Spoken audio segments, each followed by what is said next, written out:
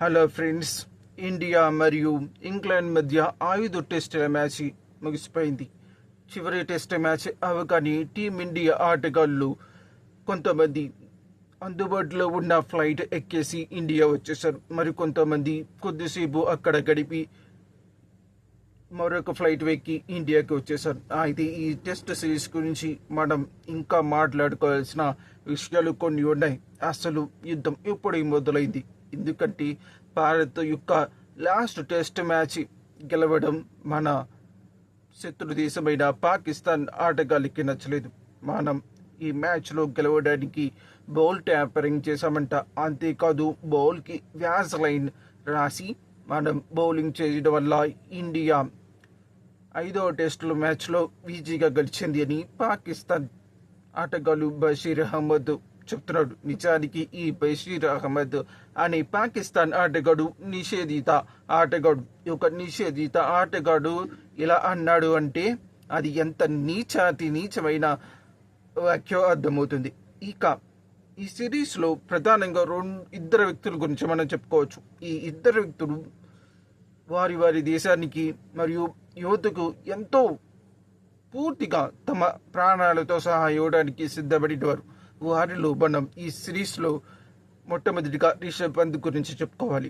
నిజానికి అతనికి 4వ టెస్ట్ మ్యాచ్లో కాలికి గాయమైంది.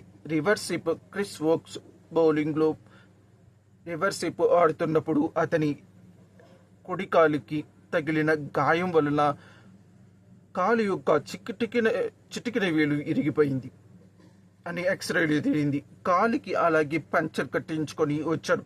నిజానికి అక్కడ జరిగిన పరిస్థితి వేరు. టీమిండియా ఫస్ట్ ఇన్నింగ్స్లో తక్కువ స్కోర్ చేయడం మరియు అదే ఫస్ట్ ఇన్నింగ్స్లో ఇంగ్లాండ్ ఆ మ్యాచ్లో 600కు పైగా స్కోర్ చేయడం వల్ల టీమిండియా ఎట్టి పరిస్థితుల్లో అయినా సరే రిషబ్ పంత్ ఇండియా కోసం ఆడవలసిన పరిస్థితి నెలకొంది. అప్పుడు గంభీర్ మరియు బీసీసీ డాక్టర్స్ బృందంతో మాట్లాడి ఎలాగైనా సరే రిషబ్ పంత్కి పెయిన్ కిల్లర్స్ ఇచ్చైనా సరే మ్యాచ్లో ఆడేటట్లు చేయండి అని ప్రత్యేకంగా రిక్వెస్ట్ చేశాడు. నిజానికి ఎముక విరిగిన వ్యక్తి కాలు తీసి కాలు కదల్చడానికి కూడా చాలా కష్టంగా ఉంటుంది. అలాంటి వ్యక్తి గ్రౌండ్లోకి వచ్చి 50 రన్స్ చేయడమే కాక ఒక 6 కూడా కొట్టాడు. అది రిషబ్ పంత్. అంతేకాక రిషబ్ పంత్ని ఇప్పటి వరకు కూడా ఒక లేజీ ఫెలో, బద్దకస్తుడు అని చాలా కామెంట్స్ వస్తాయి. ఇప్పుడు అతను అంత బాధలో ఉన్నా కూడా దేశం కోసం తన గాయాన్ని కూడా లెక్క చేయకుండా ఒక యోధుడిలాగా, ఒక పౌరుడిలాగా వచ్చి మంచి స్కోర్ చేశాడు, ఇండియాకి హెల్ప్ చేశాడు. నిజానికి అతను ఆ ఇన్నింగ్స్ ఆడకపోయి ఉంటే మన వాళ్ళు ఆ 4వ టెస్ట్లో కనీసం డ్రా కోసం కూడా ట్రై చేసేవాళ్ళు కాదు. సుమారు 150 ఓవర్లకు పైగా సెకండ్ ఇన్నింగ్స్లో మన వాళ్ళు ఎంతో ఓపికగా ఆడారు. మనకి ఫస్ట్ ఓవర్లోని 2 వికెట్లు కోల్పోయాయి. ఆ 4వ టెస్ట్ మ్యాచ్లో ఫస్ట్ ఓవర్లో జైస్వాల్ మరియు సాయి సుదర్శన్ కేవలం 0 పరుగులకి 2 వికెట్లు కోల్పోయింది టీమిండియా. ఆ స్థితిలో కేఎల్ రాహుల్ మరియు శుభ్మన్ గిల్ చాలా జాగ్రత్తగా ఆచితూచి సుమారు 80 ఓవర్లకు పైగా ఆడారు. ఆ తర్వాత వారిద్దరూ అవుట్ అయిన తర్వాత వాషింగ్టన్ సుందర్ మరియు రవీందర్ జడేజా వీరిద్దరూ చాలా అద్భుతంగా డిఫెన్స్ ఆడి దాదాపు 150 ఓవర్లకు పైగా మొత్తం కవర్ చేశారు. బెన్ స్టోక్ మధ్యలో అసహనం వేసి వారి యొక్క దృఢమైన డిఫెన్స్కి బెన్ స్టోక్ అసహనం వేసింది. అసలు ఎంతసేపు ఆడతారు అని, ఎలాగో మ్యాచ్ గెలిచే అవకాశం లేదు. సో కాబట్టి మ్యాచ్ త్వరగా ముగించుకొని బయటికి వెళ్ళిపోతా ఉద్దేశంతో బెన్ స్టోక్ రవీంద్ర జడేజా దగ్గరికి వెళ్ళి షేక్ హ్యాండ్ ఇచ్చాడు. కానీ జడేజా తిరస్కరించాడు. అప్పుడు బెన్ స్టోక్కి కోపం వచ్చింది. సో ఇక ఈ టాపిక్ ఇక్కడ పక్కన పెడతాం. కానీ ఈ మ్యాచ్ ముగిసిన తర్వాత ప్రెస్ కాన్ఫరెన్స్లో గౌతమ్ గంభీర్ చేసిన వ్యాఖ్యలపైన బెన్ స్టోక్ విరుచుకుపడ్డాడు. ఫస్ట్ ఇన్నింగ్స్లో రిషబ్ పంత్కి గాయం అవడం వల్ల ఇంజురీ రీప్లేస్మెంట్ టెస్టుల్లో ఖచ్చితంగా ఉండాలి అని గంభీర్ మీడియా ముందు అన్నాడు. కానీ ఈ వ్యాఖ్యల్ని బెన్ స్ట్రోక్ ఒక హాస్యాస్పదంగా ఉన్నాయని చాలా తేలిగ్గా కొట్టిపారేశాడు. మరియు అంతేకాకుండా వ్యంగ్యంగా స్పందించాడు. ఇదే సీను కర్మ ఎవరిని వదిలిపెట్టదు అనడానికి ఒక నిదర్శనం. అది ఎలా అంటే 5వ టెస్టులో బెన్ స్ట్రోక్ ఆడాలి. నిజానికి 5వ టెస్టులో బెన్ స్ట్రోక్ కనుక ఆడితే టీమిండియా ఓడిపోయేది. కానీ 4వ టెస్టులోని అతనికి కాలికి రివర్స్ స్టెప్ ఆడుతున్నప్పుడు మోకాలికి గాయం అవడం వల్ల 5వ టెస్ట్ నుంచి అతనికి విశ్రాంతి దొరికింది. సో ఇది ఇక్కడ అర్థమవుతుంది కదా, కర్మ ఎవరిని వదిలిపెట్టదని. సో ఇదే మ్యాచ్లో క్రిస్ వోక్స్కి ఎడమ చేతికి ఫ్రాక్చర్ అయింది. సో అతను ఒక్క చేతితో బ్యాటింగ్ రావాల్సిన పరిస్థితి ఎదురైంది. ఇది ఎంత నోటి దూల అంటారు సింపుల్గా మన భాషలో చెప్పాలి అంటే. సో నోరు అదుపులో ఉంచుకోవాలి అనేది ఇక్కడ మనం తెలుసుకోవాల్సింది. ముఖ్యంగా మనం ఇక్కడ క్రిస్ వోక్స్ గురించి ప్రధానంగా చెప్పుకోవాలి. జట్టు చాలా కష్టాలు ఉంది, కానీ ఈ మ్యాచ్ గెలవాలి అన్న పట్టుదలతో టీం ఉంది. కానీ టీముని నిరుత్సాహపరచడం ఒక ఆటగాడిగా బాధ్యత కాదని క్రిస్ వోక్స్ భావించాడు. జో రూట్ మరియు బెన్ స్ట్రోక్ మరియు కోచ్ బ్రాడన్ మెక్మెల్లన్ అందరూ కూడా వోక్స్ పైన ఒత్తిడి తెచ్చారో లేదో అనేది అది రూమ్లో డ్రెస్సింగ్ రూమ్ మెట్రో. కానీ అతను బ్యాటింగ్ చేయడానికి చాలా ధైర్యంగా ముందుకు వచ్చాడు. నిజానికి ఒక చేత్తో బ్యాటింగ్ చేయడం అనేది అసాధ్యం. ఎంతో 130 కిలోమీటర్ల స్పీడ్తో వచ్చే బంతిని ఒక చేత్తో ఇలా కొట్టడం, అది కూడా కొడి చేత్తో ఇలా కట్టడం, కర్రాపుల్లా కొట్టినట్టు ఊహించుకోవడానికి చాలా కష్టసాధ్యమయంగా ఉంది.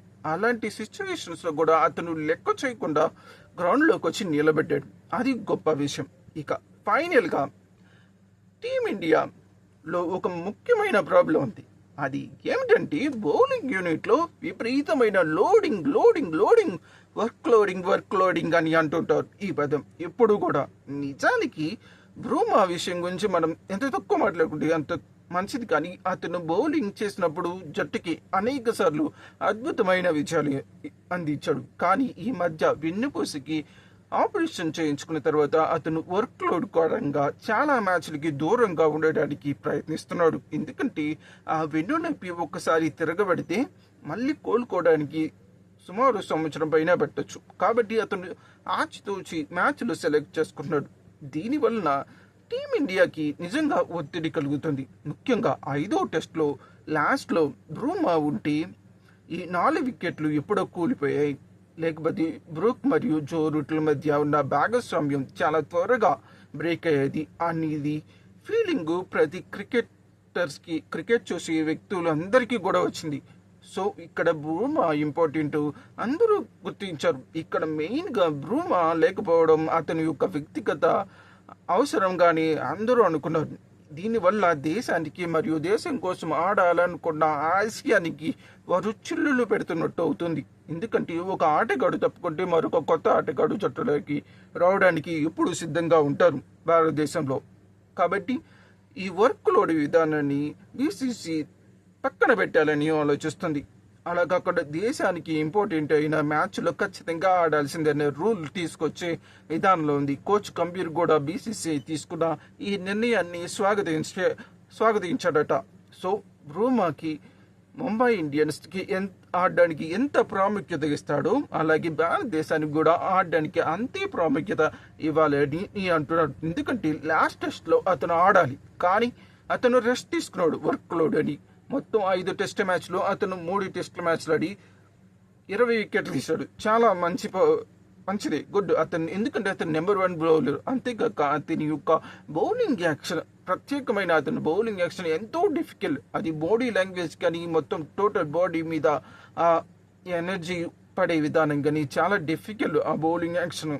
సో అతన్ని మనం తక్కువ చేయడం కాదు నేను, ఎందుకంటే 5వ టెస్ట్ మ్యాచ్ ఎంత ఇంపార్టెంటో ప్రతి ఒక్కరికి అర్థమైంది. ఏదన్నా ఒక చిన్న తేడా జరిగితే ఖచ్చితంగా మ్యాచ్ ఓడిపోయేది. అప్పుడు సిరీస్ విలన్గా చూసేవారు. నిజానికి ఆ మ్యాచ్లో సిరీస్ అప్పుడే రెస్ట్ తీసుకొని బయటికి వెళ్ళి గ్రౌండ్లోకి వచ్చాడు. అతను గ్రౌండ్లోకి వచ్చి నిలబడ్డాడు లేదో అంతలోనే ఒక క్యాచ్ వచ్చింది, అది కూడా బౌండరీ లైన్ దగ్గర.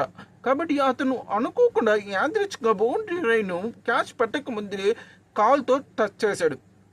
అందుకే అతను డైరెక్ట్గా గ్రౌండ్లోకి వెళ్ళిపోయాడు. సో ఇటువంటి పరిస్థితి భవిష్యత్తులో ఎదురు కాకుండా ఉండాలి. ముఖ్యంగా సిరాజ్ యొక్క గట్స్ మాత్రం నిజంగా చాలా బాగా మెచ్చుకోవచ్చు. ఎందుకంటే లాస్ట్ వరకు కెప్టెన్ ఎప్పుడు బంతి ఇచ్చినా కానీ అదే ఎనర్జీ, అదే స్మైల్, నవ్వుతూ వచ్చి బలంగా బంతిని ఫోర్స్గా వేయడం అతనికి అలవాటు. ముఖ్యంగా అతని బౌలింగ్ యాక్షన్ ప్రత్యేకంగా చెప్పుకోవాలి. ఎందుకంటే కొన్నిసార్లు బ్యాట్స్మెన్స్కి చాలా ఇబ్బంది కలిగిస్తుంది. కాబట్టి సిరాజ్ యొక్క విషయంలో మనం అంతే. ఓకే, ఇక అశ్విన్ బెన్ స్టోక్ని విమర్శించారు. అతని కర్మ ఖచ్చితంగా వెంటాడిందండి.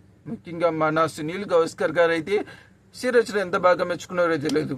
సచిన్ టెండూల్కర్ కూడా మన ఇండియా యొక్క గెలుపుని చాలా అద్భుతంగా మెచ్చుకున్నారు. మరియు విరాట్ కోహ్లీ వీరందరూ సిరాజ్ యొక్క బౌలింగ్ని, అతని యొక్క ఎనర్జీని ఎంతగానో పొగిడారు.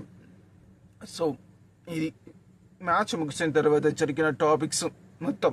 సో మీకు ఈ వీడియో కనుక నచ్చితే ఛానల్ని సబ్స్క్రైబ్ చేసుకోండి ప్లీజ్.